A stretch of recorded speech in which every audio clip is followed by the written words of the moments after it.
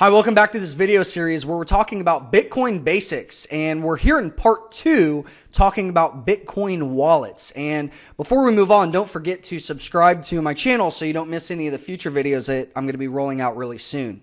So what is a Bitcoin wallet? A Bitcoin wallet is basically a way to store your Bitcoins either virtually or physically. And there's really 4 different types of wallets. The first is software that you actually install on your computer and lives on your hard drive.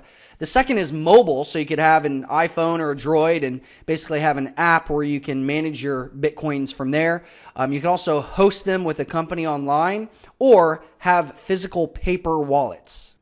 And if you go to, I have all the links below in the description, but if you click the link that says Dun.ly, so dun.ly/choose-wallet, that'll actually bring you to the bitcoin.org website, and you'll see the different options here, and you can just read up on some of the basic information about wallets.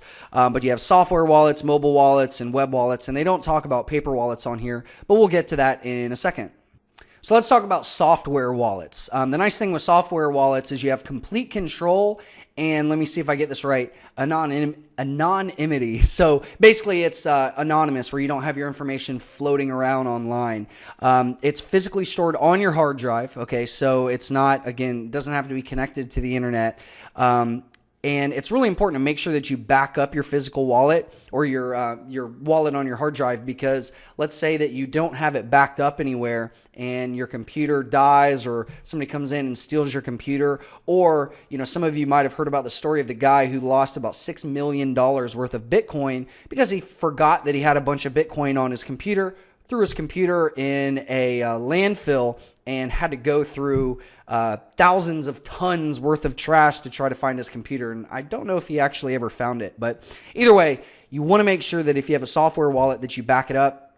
And one of the most popular wallets for your computer is Bitcoin QT. And on this computer, I just downloaded an example of this and then kind of played with some Bitcoin sending and receiving so you can see what it looks like. But basically, this is what your Bitcoin QT wallet will look like. And we'll do some tutorials a little bit later, but here you'll notice that you can send Bitcoin, you can receive Bitcoin, you have your Bitcoin address, you can go through some transactions. So you can see I just basically sent and received a little bit of Bitcoin, just to kind of show you what this looks like. And then if one thing that you'll need to do whenever you download this is you'll need to download the entire blockchain or all of the prior Bitcoin transactions, and then that will be current and up to date. So the second option that you have is using a cloud-hosted wallet, and the benefit here is you can access your Bitcoins anywhere from anywhere around the world with a high-speed internet connection. And online wallets, or these websites that you can use as wallets, can act as exchanges where you can actually buy and sell. They don't just hold your coins like, Bitcoin QT. This is not an exchange. It's basically just a software program. But with some of the cloud-hosted wallets, you can actually buy and sell through their website as an exchange. Now, some of the risks of cloud-hosted websites are, hackers. There have been some stories of some of the exchanges and some of the online wallets that have actually gotten hacked. So where I have complete confidence in the security of the protocol, in the Bitcoin protocol, that can't be hacked. And one thing that can be hacked is the websites, the online wallets that hold your information. So in some future videos, we'll talk about security and really how to control and maintain your Bitcoins in a really smart way. Also, company default, if an exchange or a company goes out of business, your Bitcoins in theory could go into thin air. And it's not anonymous. With a lot of these exchanges and online wallets, you do have to verify your information, and they, in a lot of cases, want some really personal stuff. And a couple of these cloud-hosted websites are like blockchain.info and coinbase.com. So blockchain.info is a great site where you can actually see the live Bitcoin transactions that are occurring. You can also look up any transactions or addresses. And if you click on the wallet link here at blockchain.info, you'll just notice the different wallet options that you have.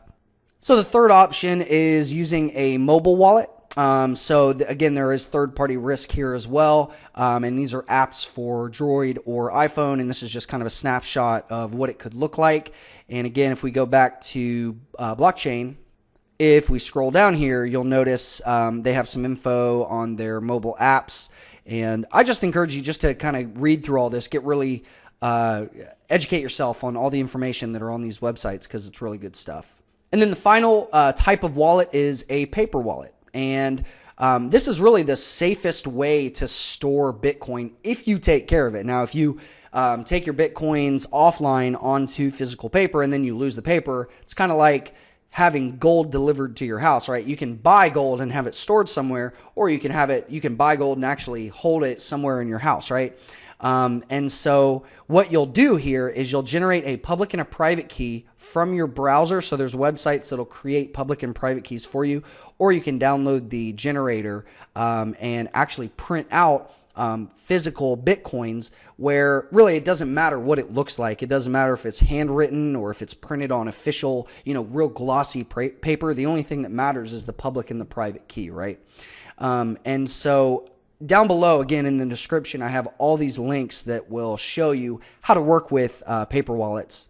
But one thing you probably want to do is go to the Paper Wallet wiki and just read through all this. It's really good stuff.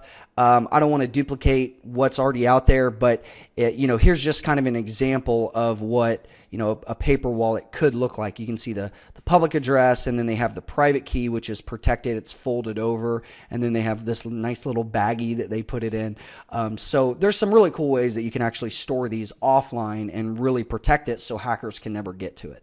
So in some of the next videos, we're going to be talking about Bitcoin exchanges, also how to trade Bitcoin, tutorials for some of the trading tools. I'll actually show you how to create accounts and actually use a lot of these tools that we're talking about. And we'll also talk about Bitcoin mining. And so in the meantime, feel free to click right here to watch the video on Bitcoin exchanges. And also don't forget to subscribe to the channel so you don't miss any future videos. Hope this was helpful. I'll see you in the next video.